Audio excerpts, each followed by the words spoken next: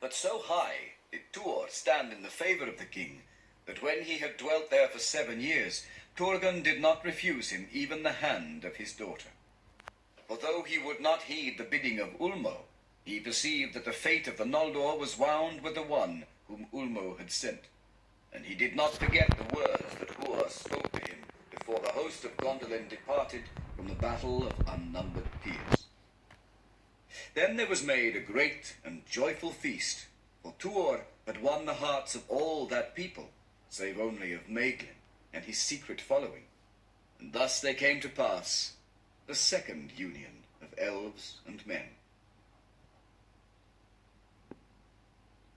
In the spring of the year after was born in Gondolin Earendil half-elven, the son of Tuor and Idril Celebrimbor, and that was 500 years and 3 since the coming of the Noldor to Middle-earth.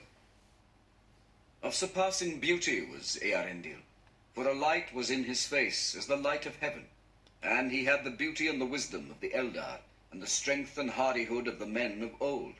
And the sea spoke ever in his ear and heart, even as with Tuor his father. Then the days of Gondolin were yet full of joy and peace, and none knew that the region wherein the hidden kingdom lay had been at last revealed to Morgoth by the cries of Húrin, when, standing in the wilderness beyond the encircling mountains, and finding no entrance, he called on Turgon in despair. Thereafter the thought of Morgoth was bent unceasing on the mountainous land between Anach and the upper waters of Sirion, whither his servants had never passed. Yet still no spy or creature out of Angband could come there because of the vigilance of the eagles, and Morgoth was thwarted in the fulfillment of his designs. But Idril Celebrimbor was wise and far-seeing, and her heart misgave her, and foreboding crept upon her spirit as a cloud. Therefore in that time she let prepare a secret way that should lead down from the city, and passing out beneath the surface of the plain, issue far beyond the walls, northward of Aman Gwareth.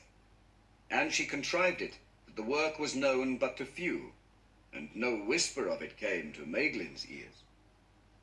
Now on a time when Earendil was yet young, Maeglin was lost, for he, as has been told, loved mining and quarrying after metals above all other craft, and he was master and leader of the elves who worked in the mountains distant from the city, seeking after metals for their smithying of things both of peace and war.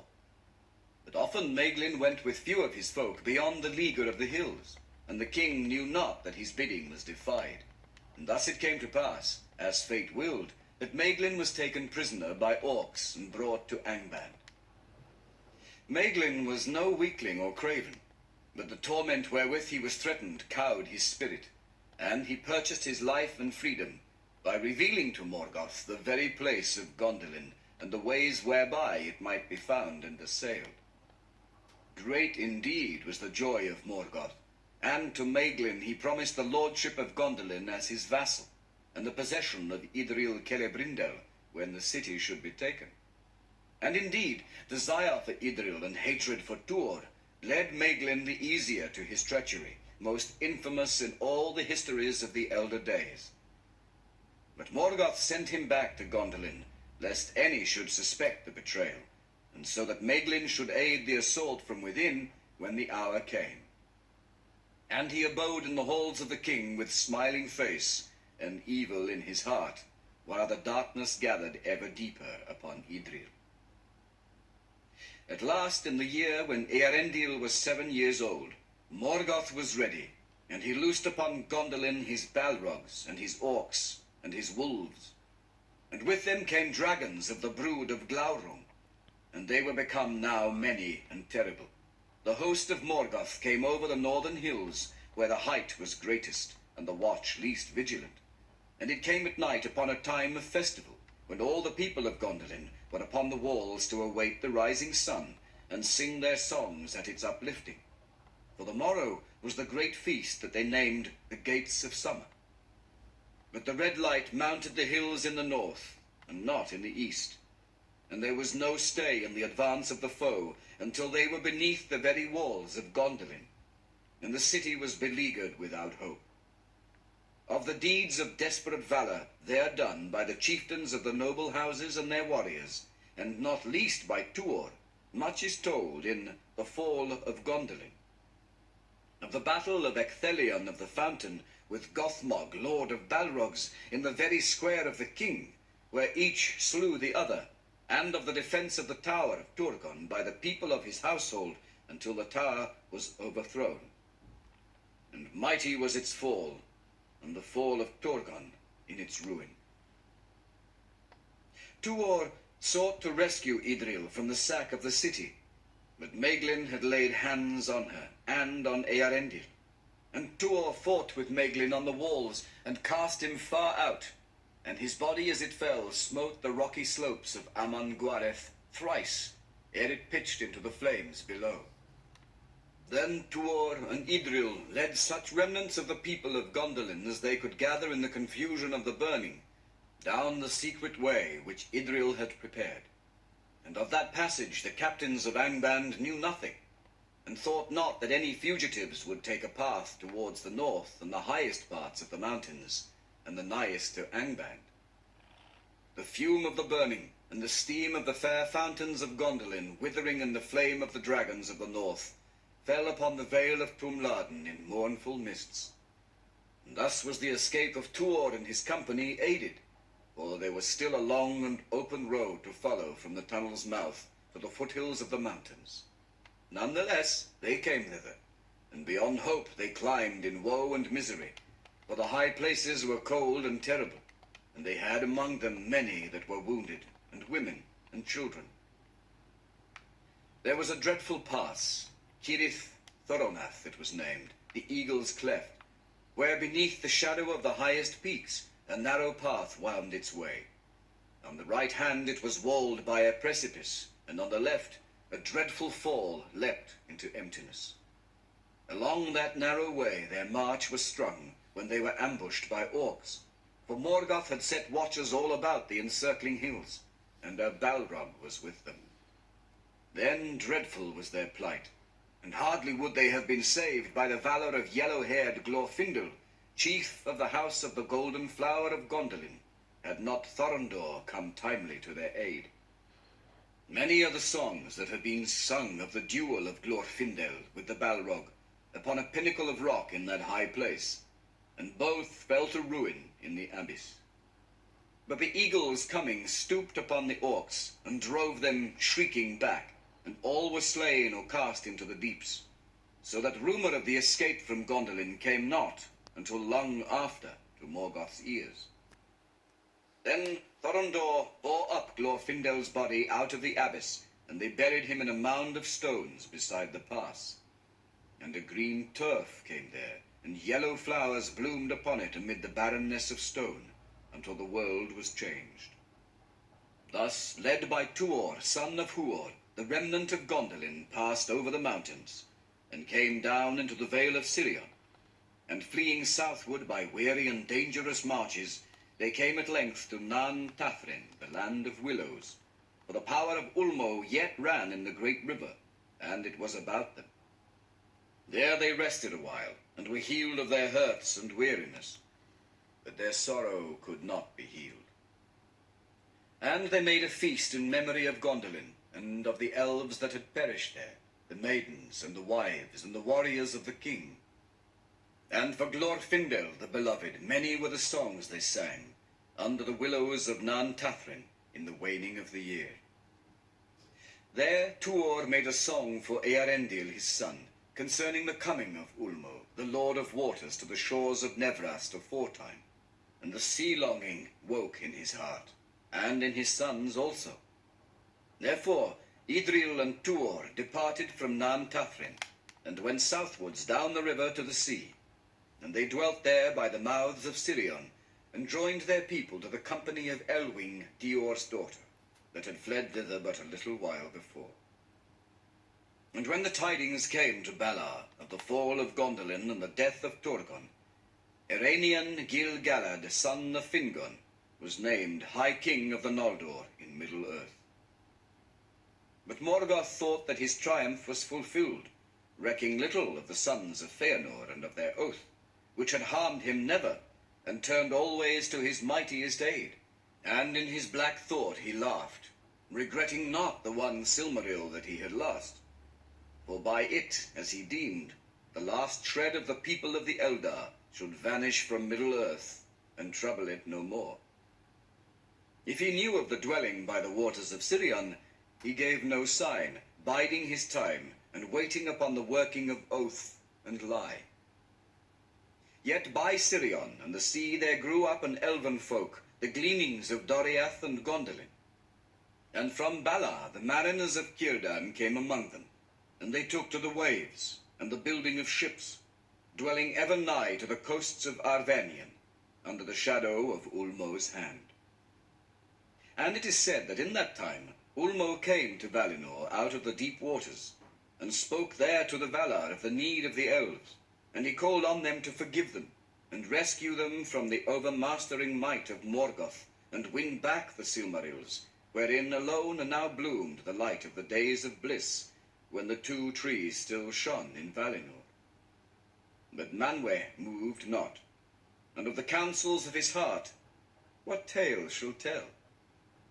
The wise have said that the hour was not yet come, and that only one speaking in person for the cause of both elves and men, pleading for pardon on their misdeeds and pity on their woes, might move the counsels of the powers. And the oath of Feanor perhaps even Manwë could not loose, until it found its end, and the sons of Feanor relinquished the Silmarils, upon which they had laid their ruthless claim. For the light which lit the Silmarils, the Valar themselves had made. In those days, Tuor felt old age creep upon him, and ever a longing for the deeps of the sea grew stronger in his heart. Therefore, he built a great ship, and he named it Earamme, which is Sea Wing. And with Idril Celebrindal, he set sail into the sunset and the west, and came no more into any tale or song. But in after days it was sung that Tuor alone of mortal men was numbered among the elder race, and was joined with the Noldor whom he loved, and his fate is sundered from the fate of men. Of the voyage of Earendil and the war of Wrath. Bright Earendil was then lord of the people that dwelt nigh to Sirion's mouths, and he took to wife Elwing the Fair, and she bore to him Elrond and Elros, who are called the Half-Elven. Yet Earendil could not rest, and his voyages about the shores of the hitherlands eased not his unquiet. Two purposes grew in his heart, blended as one in longing for the wide sea. He sought to sail thereon, seeking after Tuor and Idril, who returned not. And he thought to find perhaps the last shore, and bring, ere he died, the message of elves and men to the Valar in the west, that should move their hearts to pity for the sorrows of Middle-earth. Now Earendil became fast in friendship with Círdan the shipwright, who dwelt on the Isle of Balar with those of his people who escaped from the sack of the havens of Brithombar and Eglarest. With the aid of Círdan, Earendil built Vingilot the foam flower, fairest of the ships of song. Golden were its oars and white its timbers, hewn in the birchwoods of Nimbrethil, and its sails were as the argent moon. In the Lay of Earendil is many a thing sung of his adventures in the deep and in lands untrodden, and in many seas and in many isles. But Elwing was not with him, and she sat in sorrow by the mouths of Sirion. Earendil found not Tuor nor Idril, nor came he ever on that journey to the shores of Valinor, defeated by shadows and enchantment, driven by repelling winds, until in longing for Elwing he turned homeward towards the coast of Beleriand. And his heart bade him haste, for a sudden fear had fallen on him out of dreams, and the winds that before he had striven with might not now bear him back as swift as his desire. Now when first the tidings came to Maethros that Elwing yet lived, and dwelt in possession of the Silmaril by the mouths of Sirion, he, repenting of the deeds in Doriath, withheld his hand. But in time, the knowledge of their oath unfulfilled returned to torment him and his brothers. And gathering from their wandering hunting paths, they sent messages to the havens of friendship and yet of stern demand. Then Elwing and the people of Sirion would not yield the jewel which Beren had won and Luthien had worn, and for which Dior the Fair was slain. And least of all, while Earendil their lord was on the sea. For it seemed to them that in the Silmaril lay the healing and the blessing that had come upon their houses and their ships. And so there came to pass the last and cruelest of the slayings of elf by elf. And that was the third of the great wrongs achieved by the accursed oath. For the sons of Feanor that yet lived came down suddenly upon the exiles of Gondolin and the remnant of Doriath, and destroyed them. In that battle some of their people stood aside, and some few rebelled and were slain upon the other part, aiding Elwing against their own lords. For such was the sorrow and confusion in the hearts of the Eldar in those days. But Maedhros and Maglor won the day, though they alone remained thereafter of the sons of Feanor, for both Amrod and Amras were slain. Too late the ships of Círdan and Gil-galad the High King came hasting to the aid of the elves of Sirion, and Elwing was gone, and her sons.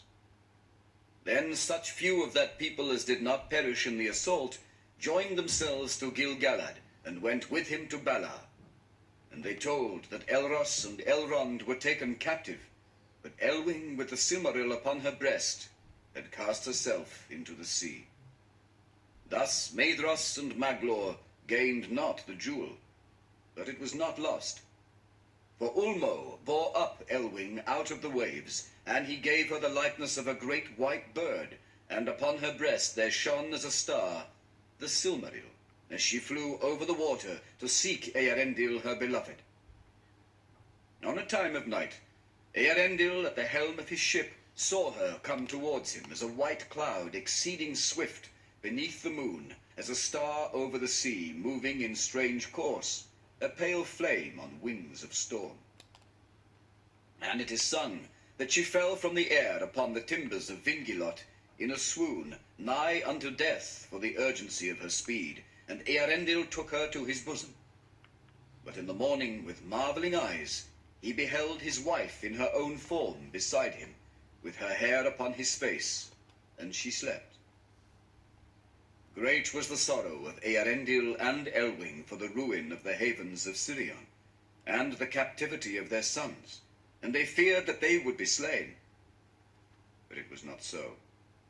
For Maglor took pity upon Elros and Elrond, and he cherished them, and love grew after between them, as little might be thought.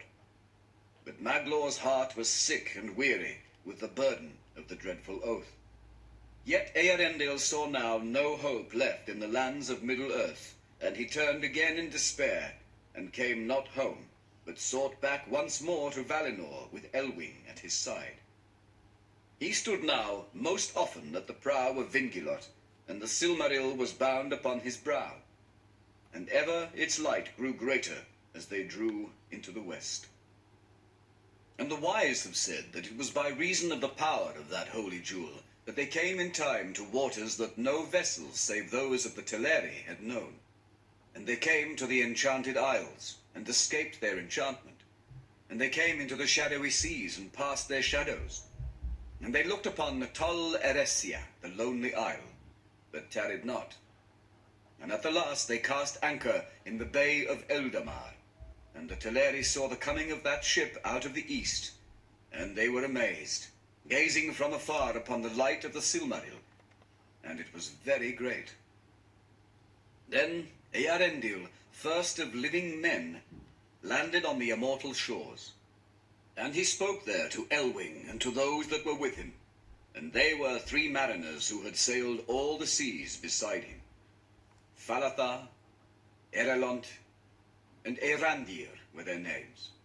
And Earendil said to them, Here none but myself shall set foot, lest you fall under the wrath of the Valar. But that peril I will take on myself alone, for the sake of the 2 kindreds. But Elwing answered, then would our paths be sundered forever. But all thy perils I will take on myself also. And she leapt into the white foam and ran towards him. But Earendil was sorrowful, for he feared the anger of the lords of the west upon any of Middle-earth that should dare to pass the leaguer of Ammon. And there they bade farewell to the companions of their voyage, and were taken from them forever. Then Earendil said to Elwing, "Await me here, for one only may bring the message that it is my fate to bear." And he went up alone into the land, and came into the Calakiria, and it seemed to him empty and silent. For even as Morgoth and Ungoliant came in ages past, so now Earendil had come at a time of festival, and well nigh all the elven folk were gone to Valimar, or were gathered in the halls of Manwë upon Tani Quetil, and few were left to keep watch upon the walls of Tirion. But some there were who saw him from afar, and the great light that he bore, and they went in haste to Valimar. But Earendil climbed the green hill of Tuna, and found it bare, and he entered into the streets of Tirion, and they were empty, and his heart was heavy, for he feared that some evil had come even to the blessed realm.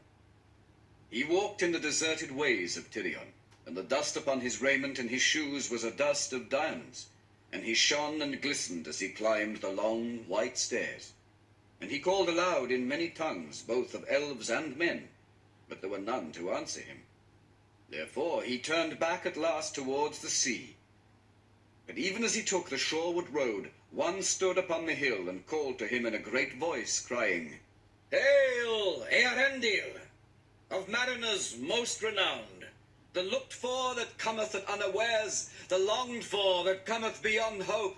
Hail, Earendil, bearer of light before the sun and moon, splendor of the children of earth, star in the darkness, jewel in the sunset, radiant in the morning."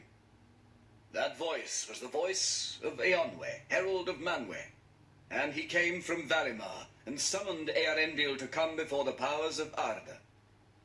And Earendil went into Valinor, and to the halls of Valimar, and never again set foot upon the lands of men.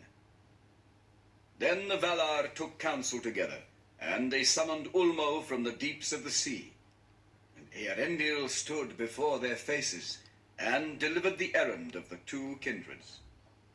Pardon he asked for the Noldor, and pity for their great sorrows, and mercy upon men and elves, and succor in their need. And his prayer was granted. It is told among the elves that after Earendil had departed, seeking Elwing his wife, Mandos spoke concerning his fate, and he said, "Shall mortal man step living upon the undying lands and yet live?" But Ulmo said, "For this he was born into the world, and say unto me, whether is he Earendil Tuor, son of the line of Hador, or the son of Idril, Turgon's daughter of the elven house of Finwë?" And Mandos answered, "Equally the Noldor, who went willfully into exile, may not return hither." But when all was spoken, Manwë gave judgment, and he said, "In this matter the power of doom is given to me. The peril that he ventured for love of the two kindreds shall not fall upon Earendil, nor shall it fall upon Elwing his wife, who entered into peril for love of him. But they shall not walk again ever among elves or men in the outer lands. And this is my decree concerning them. To Earendil and to Elwing and to their sons shall be given leave each to choose freely to which kindred their fates shall be joined, and under which kindred they shall be judged." Now when Earendil was long time gone, Elwing became lonely and afraid, and wandering by the margin of the sea she came near to Alqualande, where lay the Telerin fleets. There the Teleri befriended her, and they listened to her tales of Doriath and Gondolin, and the griefs of Beleriand, and they were filled with pity and wonder.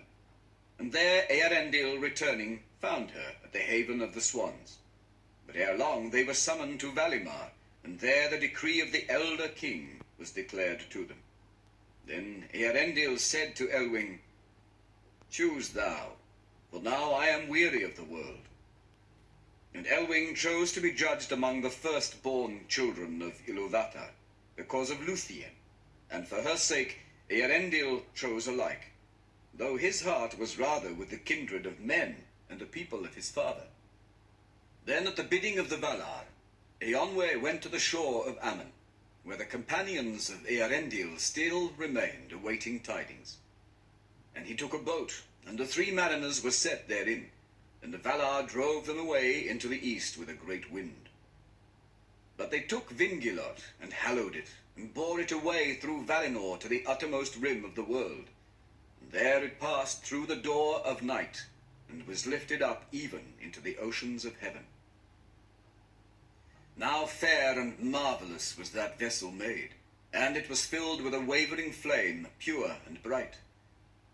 And Earendil the mariner sat at the helm, glistening with dust of elven gems, and the Silmaril was bound upon his brow. Far he journeyed in that ship, even into the starless voids. But most often was he seen at morning or at evening, glimmering in sunrise or sunset, as he came back to Valinor from voyages beyond the confines of the world. On these journeys Elwing did not go, for she might not endure the cold and the pathless voids, and she loved rather the earth and the sweet winds that blow on sea and hill. Therefore there was built for her a white tower northward upon the borders of the sundering seas, and thither at times all the sea-birds of the earth repaired. And it is said that Elwing learned the tongues of birds, who herself had once worn their shape, and they taught her the craft of flight, and her wings were of white and silver grey. And at times, when Earendil returning drew near again to Arda, she would fly to meet him, even as she had flown long ago, when she was rescued from the sea. Then the far-sighted among the elves that dwelt in the lonely isle would see her like a white bird, shining, rose-stained in the sunset, as she soared in joy to greet the coming of Vingilot to haven. Now when first Vingilot was set to sail in the seas of heaven, it rose unlooked for, glittering and bright. And the people of Middle-earth beheld it from afar and wondered, and they took it for a sign, and called it Gil Estel, the star of high hope. And when this new star was seen at evening, Maedhros spoke to Maglor, his brother, and he said, "Surely that is a Silmaril that shines now in the west." And Maglor answered, "If it be truly the Silmaril which we saw cast into the sea, that rises again by the power of the Valar, then let us be glad. For its glory is seen now by many, and is yet secure from all evil." Then the elves looked up and despaired no longer, but Morgoth was filled with doubt. Yet it is said that Morgoth looked not for the assault that came upon him from the west, for so great was his pride become, that he deemed that none would ever again come with open war against him. Moreover, he thought that he had for ever estranged the Noldor from the lords of the west, and that content in their blissful realm, the Valar would heed no more his kingdom in the world without. For to him that is pitiless, the deeds of pity are ever strange and beyond reckoning.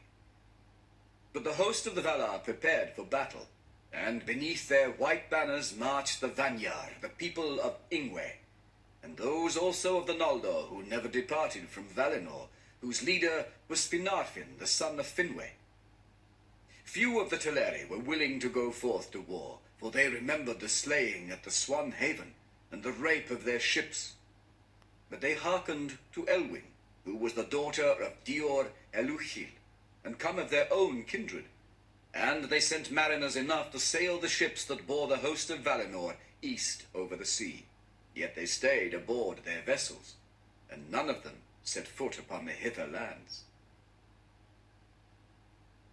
Of the march of the host of the Valar to the north of Middle-earth, little is said in any tale, for among them went none of those elves who had dwelt and suffered in the hitherlands, and who made the histories of those days that still are known. And tidings of these things they only learned long afterwards from their kinsfolk in Ammon. But at the last, the might of Valinor came up out of the west, and the challenge of the trumpets of Eonwe filled the sky, and Beleriand was ablaze with the glory of their arms. For the host of the Valar were arrayed in forms young and fair and terrible, and the mountains rang beneath their feet. The meeting of the hosts of the west and of the north is named the Great Battle and the War of Wrath. There was marshalled the whole power of the throne of Morgoth, and it had become great beyond count, so that Anfauglith could not contain it, and all the north was aflame with war. But it availed him not. The Balrogs were destroyed, save some few that fled and hid themselves in caverns inaccessible at the roots of the earth, and the uncounted legions of the orcs perished like straw in a great fire, or were swept like shriveled leaves before a burning wind. Few remained to trouble the world for long years after. And such few as were left of the three houses of the elf friends, fathers of men, fought upon the part of the Valar, and they were avenged in those days for Baragund and Barahir, Galdor and Gondor, Huor and Húrin, and many others of their lords. But a great part of the sons of men, whether of the people of Uldor or others new come out of the east, marched with the enemy, and the elves do not forget it. Then, seeing that his hosts were overthrown and his power dispersed, Morgoth quailed, and he dared not come forth himself. But he loosed upon his foes the last desperate assault that he had prepared, and out of the pits of Angband there issued the winged dragons that had not before been seen.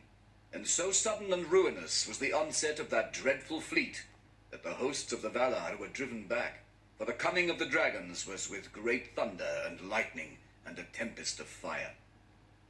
But Eärendil came, shining with white flame, and about Vingilot were gathered all the great birds of heaven, and Thorondor was their captain, and there was battle in the air all the day and through a dark night of doubt.